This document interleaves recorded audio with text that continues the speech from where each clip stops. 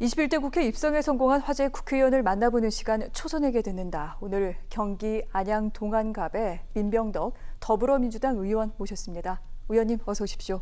네, 반갑습니다. 네, 국회 개원한 지는 2주 정도 됐는데 네. 어떻습니까? 일단 발을 들여놓고 난 다음에는 굉장히 좀 바쁘고 벅찬 시간이었을 것 같은데요. 네, 맞습니다. 엄청나게 부담감을 가질 거라고 저는 생각을 하는데 네, 지금 일을 못하고 있잖아요. 그 아쉬움이 실은 큽니다. 네. 정말 죽어라 일하려고 들어갔는데 아직 시작을 못해서 좀 아쉽습니다. 알겠습니다. 네. 자, 그 부분과 관련해 저희가 방금 얘기를 했습니다만 그래서 일하는 국회가 더 필요하다. 이 부분도 다시 한번 강조하신 걸로 알겠습니다. 네. 자, 민병덕 의원 하면 일단 이 부분을 좀 짚고 넘어가야 될 것 같습니다. 총선 얘기 좀 짧게 해야 될 것 같은데 동안갑 5선에 이석현 의원이 지키던 곳이었고 또 현역인 권미혁 의원까지 도전장을 냈던 곳인데 결과는 일단 당의 경선 결과가 민병덕 의원에게 돌아갔습니다. 그리고 실제로 또한 선거를 통해 의원으로 당선이 됐는데 거물 정치인, 현역 의원까지 제쳤던 그 저력 어디에 있는지가 궁금합니다. 일단은 6선에 이석현 의원님이시고요. 네. 예. 그리고 초선에 권미혁 의원님 이렇게 통틀어서 7선이신데 이 여야 통틀어서 가장 빨리 한 경선이었고요. 그리고 2명의 현역 의원과 같이 한 3자 경선은 제가 최초였습니다. 그렇죠. 그리고 이후에도 없었습니다. 네. 저는 이 결과가 제가 안양에서 16년을 살면서 그리고 10년을 정치를 준비했습니다. 이 시간의 축적이 그 결과를 만들어냈다고 생각을 합니다. 제일 처음에 제가 시작했던 2012년에 경선에서는 30%대로 졌어요. 그리고 두 번째 2016년 경선에서는 40% 정도에서 졌고 이 세 번째 경선에서는 50% 정도로 이긴 거거든요. 그 시간의 축적 과정에서 민병덕의 끈기와 그리고 진정성을 우리 안양 시민들, 특히 안양의 민주당원들께서 알아주신 것에 대해서 정말 고맙게 생각하고 있습니다. 네. 사실 민 의원 같은 경우에는 안양에 오랫동안 사시면서 이곳에서 여러 가지 사회 운동도 많이 펼쳤던 그런 부분도 있습니다. 아울러 이번에 또 화제가 됐던 게 소위 깻잎 선거운동을 얘기하지 않으셨습니까? 네. 그러면서 또 유권자들을 많이 만나셨는데 좀 의미가 있는 것 같습니다. 네. 유권자는 표만 주는 게 아니라 마음을 주는 거거든요. 깻잎은 뭐냐면 깻잎 담글 때 깻잎 한 100장을 담그고 양념을 뿌리는 게 아니라 깻잎 한 장 하고 그리고 양념 바르고 깻잎 한 장하고 양념 바르고 그렇게 하잖아요. 그런 것처럼 그 한 사람 한 사람의 마음을 얻기 위해서 그 시간을 들인 겁니다. 예. 그래서 마음을 이 얻어나가는 과정이 정치다라는 관점으로 제가 한 겁니다. 그 진정성이 인정받은 것 같고 앞으로도 깻잎 정치를 계속 하려고 합니다. 알겠습니다. 그 같은 과정을 통해서 55.3%의 지역민들의 마음을 얻으며 이제 국회에 발을 들여놓게 됐습니다. 그런데 방금 저희가 초반에도 말씀드렸습니다만 여러 가지 지금 어려운 시기를 지내고 있고 여야 간의 정쟁도 앞으로 더 치열해질 것 같습니다. 그럼에도 불구하고 21대 국회 국민들이 좀 희망을 가질 수 있을까요? 어떤 부분에 대해서 좀 그런 부분을 강조할 수 있을까요? 저는 이번 우리 지도부에서 그 원내 협의에 나가는 과정에서 결국 협의가 안 된 거에 대해서는 굉장히 아쉽게 생각을 하거든요. 그럼에도 불구하고 이제 6개 상임위, 그러니까 지금 대북 관계에서 필요한 국방위와 외통위, 그 다음에 코로나 종국에서 필요한 그 나머지 4개, 이 외에는 또 남겨놨어요. 합의의 시간을 좀 더 가지려고 하고 있습니다. 다만 전 들어가서 조금 당황스러운 게 국회 법이 정해져 있는데 이 법 얘기는 하지 않고 계속 관행이든 이것을 어겼던 것들을 계속 얘기하면서 이렇게 어긴 사례가 있는데 이번에는 어기면 안 되냐 이런 논리를 펴는 거에 대해서는 굉장히 저는 법조인이기도 하고 국회의원 법을 만드는 사람으로서는 굉장히 의아했습니다. 우리가 만들어 놓은 법이잖아요. 이것을 지키기 위한 노력들이 매우 필요하다. 라는 관점은 계속해서 가지고 있고요. 제가 희망이라고 느끼는 부분은 뭐냐면 어제 오늘 여야 간에 충돌이 있었습니다마는 그 여야 국회의원들이 모두 누구를 가장 두려워하시는지 아십니까? 국민입니다. 국민들 보시기에 어떨 것이냐를 항상 그 관점에서 얘기를 합니다. 그래서 저는 그래도 그것이 우리에게는 희망이다.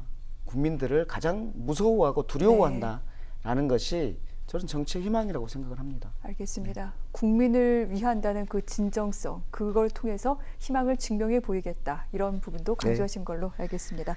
자, 그럼 지금부터는 민병덕 의원의 법안과 공약에 대해서 하나하나 좀 짚어보도록 하겠습니다.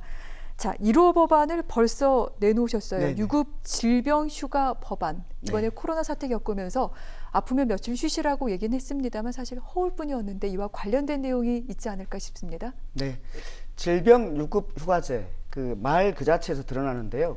질병이 있는데 지금까지는 무급입니다. 이것을 유급으로 원칙적으로 하자는 것이죠. 그러면 질병이 있을 때 노동자가 며칠 쉬어야 된다라는 휴가를 줘야 된다라는 의사의 소견서가 있는 진단서를 제출하면 사업주는 의무적으로 질병 유급 휴가를 줘야 되고 그 비용은 국가에서 되는 겁니다. 네. 통상임금을 되는 거고 그 최장 기간은 60일입니다. 네. 이것을 출산휴가와 똑같이 생각해 보면 됩니다. 출산휴가 60일이 있고 그리고 거기에 그때 국가에서 비용을 지급하는 그리고 이게 사업주의 의무인 이런 거랑 똑같습니다. 이게 왜 필요하냐면 이번 그 코로나와 같은 때에서 아프면 쉬지 못하면 이게 본인에게만 문제가 아니라 다른 공동체에게 커다란 피해를 줍니다. 네. 그런데 이 피해를 주지 않기 위해서 쉬어라 라고 할 수는 없는 거죠. 왜냐하면 그분이 무급이라면은 처자식을 부양해야 되는 이런 네. 상황에서는 그럴 수가 없거든요. 아파도 월급을 위해서 일할 수밖에 없게 됩니다.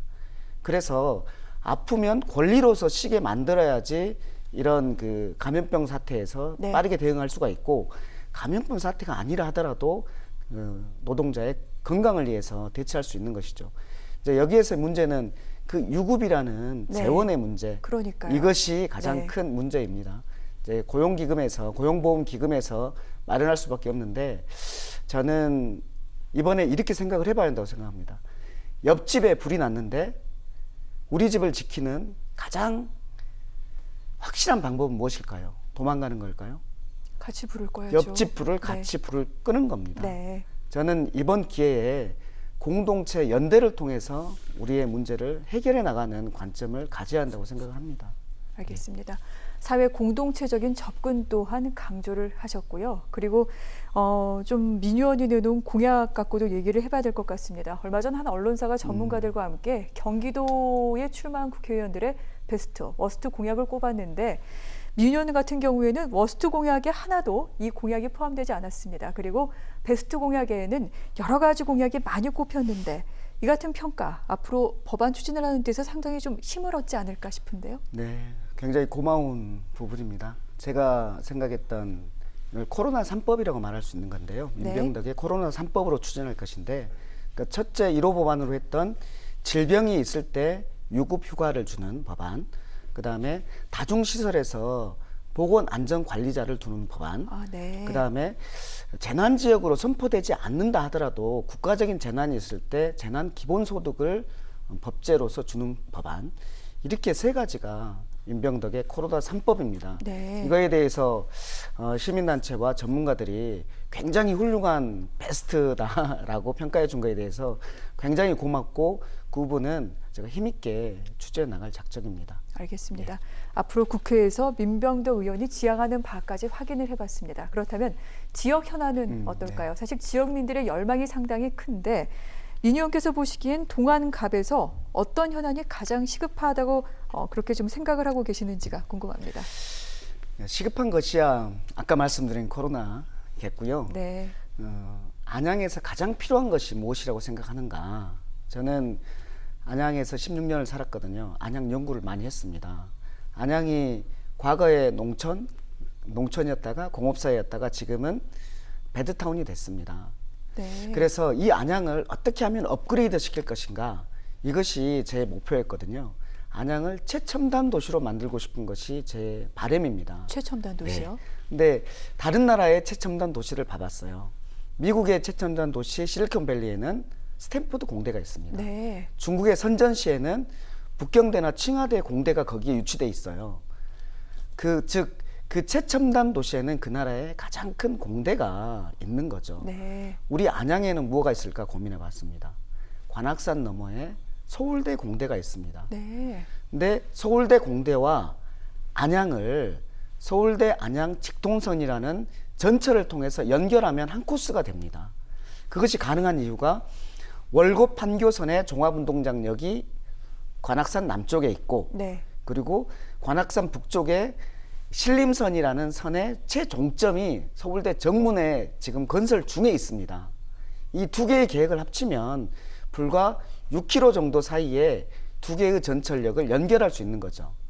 그러면 그 사이에 서울대 공대역을 신설할 수 있고 안양에서 한 코스인 서울대 공대가 있는 네. 그리고 이 안양 인덕원역이 엄청난 교통의 허브예요.